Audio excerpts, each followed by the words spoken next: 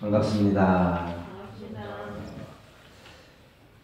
우리 여러분들은 살면서 감사할 일이 많아요? 원망할 일이 많아요? 감사할 일이 많아요? 감사는 잘 기억이 안 나고 원망할 일이 기억이 많이 나는 것 같아요. 고마웠던 거는 잠깐 고맙고 잊혀지는데 원망할 일은 마음속에 각인이 되는 것 같아요. 근데 살다 보면 감사가 이렇게 각인이 되면 좋은데 감사는 그냥 당연하게 받는 걸로 생각하고 나한테 잘못하면 그 사람에 대한 미운 마음이 딱 새겨져요. 그래서 그 사람만 보면 원망하는 마음이 생겨요. 그래서 살다 보면 원망하는 일이 더 많이 있는 것 같아요. 근데 사실은 감사할 일이 더 많아야 된다 하는 거예요. 아무리 힘들고 어려운 일이 있더라도 감사하고 또 감사하고 그래도 감사로 살아야 우리가 더 남는 것이 있지 않나 이런 생각으로 오늘 말씀을 드립니다. 삶 속에서 어려운 순간을 많이 맞이하는데 감사하다 이런 말을 자꾸 하긴 해요. 그런데 그 감사의 의미와 그 깊은 마음이 내 속에 새겨지고 진짜 감사하다 하는지 그냥 입으로만 감사합니다 하고 그냥 지나가는지 그냥 말로만 감사하다고 지나가는 경우가 많고 진짜 감사해도 감사하다고 얘기하는 경우는 많지가 않다는 거예요. 그리고 또 우리가 자기가 이제 좋은 일이 있을 때만 감사하다 이렇게 얘기를 해요. 그런데 자기에게 안 좋은 일이 있을 때도 이걸 감사로 돌려서 말할 수 있는 그런 마음이 되나. 진짜 감사는 감사가 아닌 것 같은데도 감사할 수 있을 때 감사하는 것 같아요.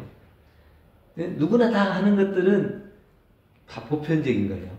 다 할 수 있는 거는 나도 쉽게 할 수 있는 일인데 다 못하는 것을 내가 했을 때 그게 힘이 되고 그게 공부가 되는 게 아닌가. 그래서 힘들고 어려운 경계를 당하고 일을 당했을 때 그 속에서 미움과 원망보다는 감사를 찾을 수 있는 사람은 그 사람은 그래도 삶의 방향을 긍정적으로 감사로 살아가고 있다 이렇게 볼 수 있을 거예요. 근데 대부분은 한 번, 두 번은 참아도 세 번은 못 참고 그냥 원망과 미움이 생기죠. 그래서 그 자기의 마음속에 감사보다는 그 미움이나 원망이 더 많이 있는 것 같아요. 그런데 우리가 살다 보면 감사가 얼마나 소중하고 고마운지 우리 이 세상에 살아가는 것이 감사할 일이 없다고 생각하는 건 사실은 너무너무 감사할 일이 많다고 하는. 지난주에는 제가 감기가 있어가지고 조금 목소리가 덜 나왔잖아요. 근데 이렇게 또 오늘은 조금 나아서 목소리가 나오네요. 근데 평소에 목소리가 나오면 그게 고마운 건지를 몰라요.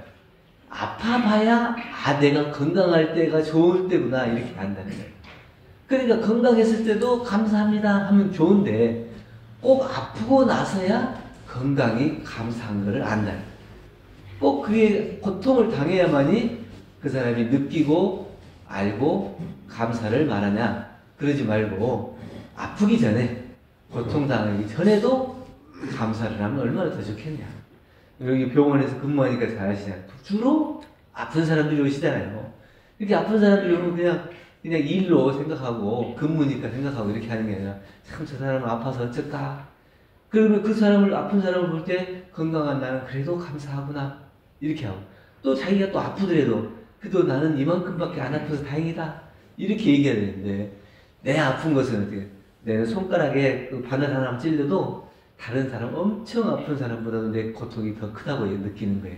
그것이 나라고 생각하기 때문에 그래서 그 고통을 못 이기는 건데 자기가 건강할 때 감사를 느끼고 또 그것이 나에게 아픔이 오더라도 그 속에서도 감사를 찾을 수 있어. 그래도 감사할 수 있는 공부가 얼마나 소중한 거냐.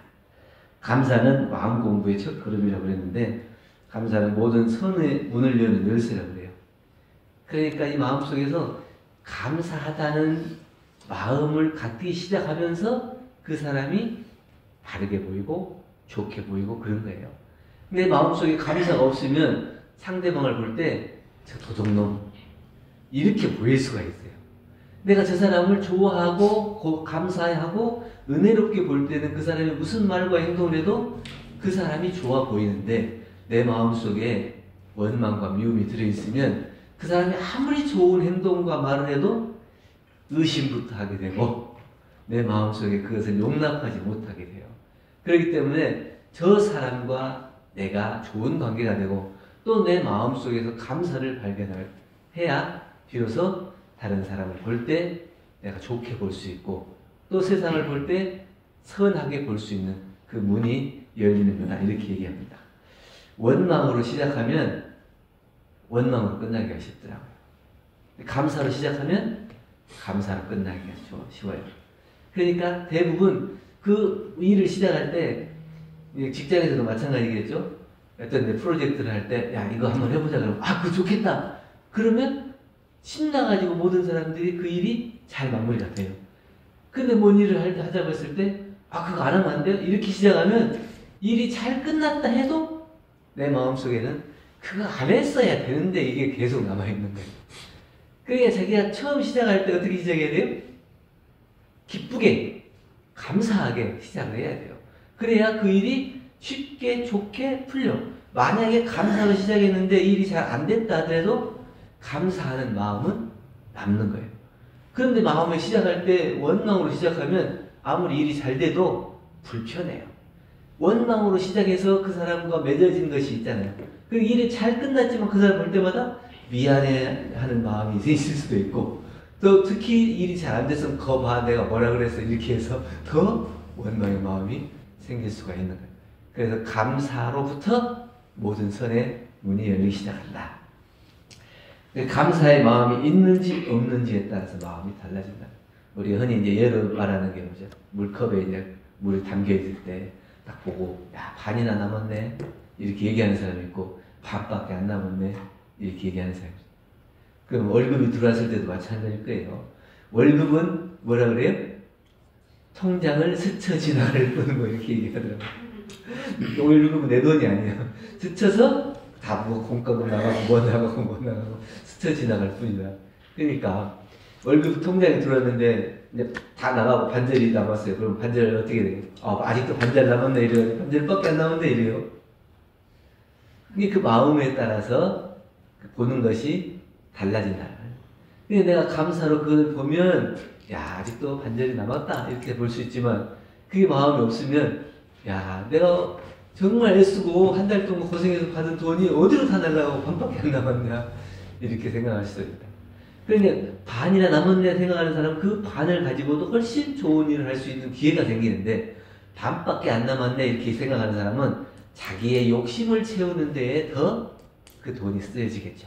다른 사람을 보는 것보다 내가 쓰고 내가 갖는 데 더 쓰기 때문에 그 욕심을 채우는 데 더 마음이 가서 그래서 감사보다는 미움과 원망이 더 생길 수가 있다. 감사할 일이 있어서 감사하는 게 아니고 살다 보면 감사해 하다 보면 감사할 일이 생겨요. 그러니까 입으로라도 고맙습니다, 감사합니다 하다 보면 그것이 기운이 돌아요. 그래서 이게 내가 좋은 일도 생기고 감사할 일도 생기는 것이지 감사한 일을 꼭 만나야 감사한다는 말을 하면 일생을 사는데 그렇게 감사해야 될 일이 얼마나 있겠어요? 몇 번이 없을 거예요. 근데 그 마음에 이미 준비가 안 돼 있고 그걸 감사로 여기지 못하는 그 마음으로 가지고는 감사한 일이 와도 감사로 보이지 않는 거예요. 그렇기 때문에 내가 감사합니다, 감사합니다, 계속 감사합니다 하다 보면 감사할 일이 보이고 감사할 일을 하게 되고 또 그 감사로 인해서 나에게 좋은 일이 미치게 된다 하는 겁니다. 감사는 어디서부터 오는가요? 우리가 감사합니다 해야 되는 감사를 어디서부터 오는가? 네. 소크라테스가 총각 시절에 이제 그때 살림이 이렇게 여유가 없었던 것 같아요. 친구들하고 여러 사람이 같이 이제 방을 써요. 그러니까 옆에 사람이 물어봐요. 아, 친구들하고 이렇게 많이 있으니까 얼마나 복잡하고 어수선하고 그래요. 그러니까 아니 친구들이 많이 있으니까 친구들이 많이 있으면 좋지. 그 다음에 의견 교환도 많이 나눌 수 있고 정보도 많이 할 수 있고 내가 의지가 되고 얼마나 좋아. 그러다가 이제 친구들이 각각 흩어졌어요. 그래서 혼자 남게 돼요. 아니, 친구들이 많을 때는 그렇게 좋아하더니 이제 다 가고 혼자 남으니까 어때? 좀 썩 적적하지 않아? 아니, 혼자 있으니까 여러 사람이 나누어서 책을 볼 때는 내가 나한테 올 수 있는 기회가 적었어. 그랬는데 이제 혼자 보니까 내가 마음껏 책을 볼 수 있는 시간이 돼서 참 좋다. 그리고 시간이 여유가 생긴다. 나중에 이제 결혼을 했어요. 결혼했는데 이제 아파트 1층에 살아. 1층은 보통 뭐 이렇게 사람들이 자꾸 오르락 내려가니까 시끄럽잖아요. 그리고 이제 또 뭐 여러 가지 환경이 좀 그렇게 노출돼 있고 그러니까 1층에 사니까 불편하지 않아? 아, 1층에 위층으로 올라다닐 계단을 수호를 들이지 않아도 되고 1층에 있으니까 텃밭 가꾸기도 좋고 참 좋다. 그런데 이제 자기 친구 아버지가 2층에 살다가 몸이 불편하니까 계단을 내리락 하기가 힘드니까 바꿔달라고 했어요. 그래 바꿔줬어요. 그러니까 1층에 살 때는 좋다 그러는데 2층에 사니까 또 그래도 감사하다 그러니 어떻게 됐느냐. 2층에 사니까 전망이 좋더라. 그때 몰랐는데 계단을 올라갔다 내렸다 하니까 몸의 건강도 좋아지더라. 그러니까 이 사람이 이제 얘기해요. 플라톤 제자에게로 자기 스승은 여러 상황 속에서 있는데 늘 감사하다 좋다 이렇게 얘기하는데 왜 그러냐. 그러니까 이 플라톤이 감사라고 하는 것은 환경에서 오는 게 아니고 그 사람 마음에서 오는 거 아니에요. 그러니까 우리 스승은 그 마음속이 이미 감사로 가득 차 있기 때문에 어떤 환경을 만나도 감사가 나오는 것이지. 우리는 보통 어떤 환경이 나에게 좋은 환경이 와야, 좋은 여건이 와야 감사한다고 생각하지만 사실은 그 마음속에 준비가 안 돼 있고 막 감사하는 마음이 없으면 어떤 환경이 오더라도 원망과 미움 그게 가득 차 있을 거예요. 만약에 그 로또 당첨돼 있어요. 로또 당첨되면은 감사할 것 같아요? 저번에 뭐 로또 당첨 뭐 한 열 몇 명 나오고 이러더라고. 그러니까 아이고 내가 1등 돼서 얼마나 감사하냐 이렇게 안 하고 하필 왜 이때 16명 나오냐고. 왜? 2명만 나오면 내가 그냥 더 많이 가져갈 텐데. 그 마음속에 자기에게 어떤 좋은 일이 온다 하더라도 그게 원망으로 보이는 거예요. 그게 마음속에 감사가 없으면 스스로 감사보다는 원망을 만들게 된다. 그래서 우리 정산동산의 법보기편 61장에 보면 건강할 때는 우리가 나물만 먹어도 입맛이 돌고 맛있어요. 그리고 몸에 영향이 가. 그런데 몸이 아팠을 때는 아무리 좋은 고기 반찬을 준다 해도 소화불량이 생기더라. 그러니까 몸이 건강했을 때 자기가 건강을 지켜야 돼요. 괜히 아파가지고 좋은 거 먹으려고 하지 말고 우리 마음속에 원망이 자리 잡고 난 다음에 감사로 그것을 자꾸 회복하려고 하지 말고 원망이 자리 잡기 전에 감사로 가득 채워서 내가 건강한 생활을 할 수 있으면 늘 감사가 나오는 거예요. 그 마음속에 도가 있고 덕이 있고 도를 즐기는 맛이 있으면 어떤 상황을 보더라도 내가 공부인이다. 감사할 마음이 생기는 거예요. 근데 그 마음속에 도가 없고 도를 즐기는 맛이 없으면 어떤 상황을 갖다가 좋은 상황을 갖다 대준다 해도 미움과 원망이 나올 거다. 그래서 오늘은 그래도 감사 제목을 말씀드리는데 그래도 감사는 뭐예요?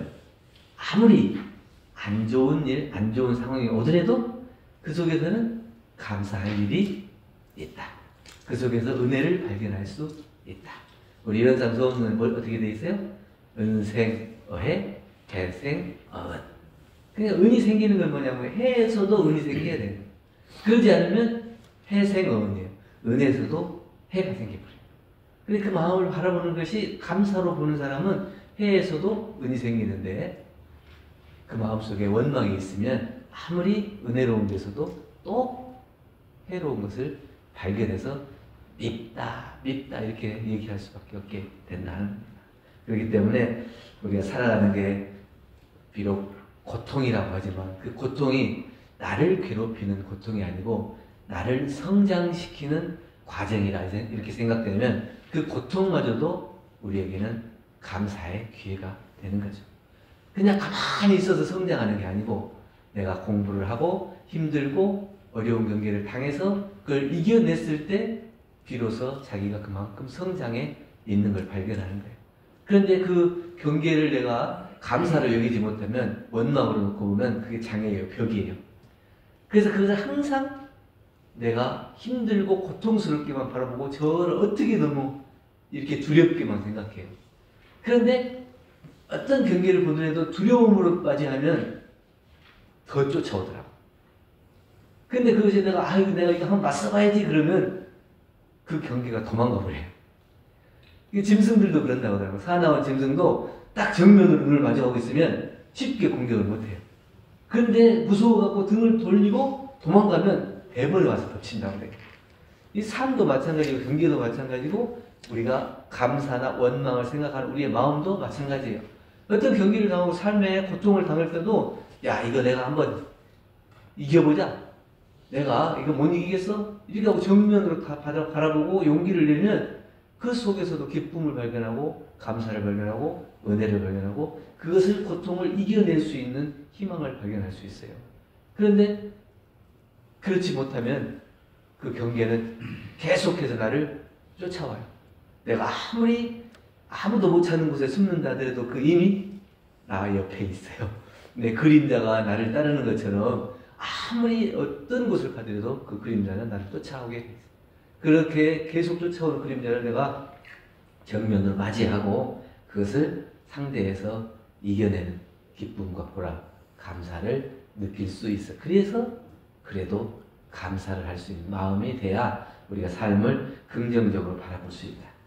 대종용용품 33장에 보면 대종사님께서는 중생은 10번 잘해준 사람이라도 한 번 잘못하면 미움과 원망을 해요. 그런데 도인들은 10번 잘못해도 한 번만 잘해주면 기쁘게 받아들이고 감사하고 고마움을 느낀다. 내가 그 마음속에 감사를 가지고 사는 사람은 내가 변할 뿐만 아니라 저 사람도 변하는 거예요. 그런데 내 마음속에 감사가 없으면 나는 변하지 않고 저 사람도 변하지 않고 모든 게 중심은 어디에 있어요? 나에게 있는 것이니까. 내 마음속에 있는 것이니까. 그래서 우리는 오늘도 뭐 해야 돼요? 오늘도 감사. 내일도 감사. 그래도 감사. 아무리 힘들고 어렵더라도 감사하며 살면 내가 내 스스로가 기쁘고 행복해지고 또 내 주위 사람들도 함께 기쁘고 행복해질 수 있는 그런 삶이 되지 않을까 이런 생각으로는 그래도 감사라는 말씀을 드렸습니다. 감사합니다. 감사합니다.